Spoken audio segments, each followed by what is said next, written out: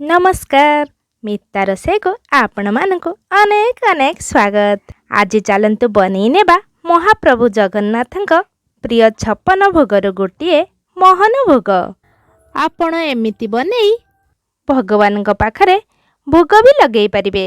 से दुर्गा पूजा हेउ बा जन्माष्टमी कि बा एकादशी एही भोग बनैया एठी मु नेइछि सुजी, चीनी, क्षीर, गुजराती आउ तासह किछि काजू आउ एठी नेइछि किछि घिओ।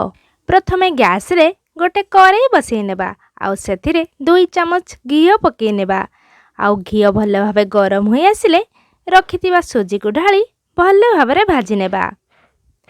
एठी आमे टिके नाली नाली करी सुजी गुडी को भाजी नेबा। एमिति टिके नाली नाली होई आसिले काटी रखिथिबा काजू पकई आउ टिके भाजी नेबा।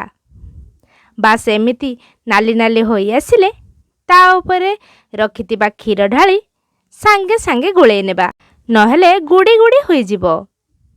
एबे ता उपरे स्वाद अनुसार किछि चीनी पकई नेबा आउ भल भाबरे गुळेई नेबा। सुजी गुडी को एमिति टिके गाढ़ा होई आसिले गुजराती पाउडर पकई भल भाबरे गुळेई नेबा। एमिति लगातार गुळाउथिबा नहेले सुजी गुडी को छिटकी की ऊपर पड़ी जाई पारे। बास एमिति पूरा गाढ़ा होई गले गैस र फ्लेम को ऑफ कर नेबा। सुजी गुडी को गोटे प्लेट को ट्रांसफर कर नेबा। ठंडा पानी रे हाथ उदा करी हल्का हाथ रे धीरे धीरे प्रेस करी सुजी गुडी को एमिति प्लेट रे साइज कर नेबा।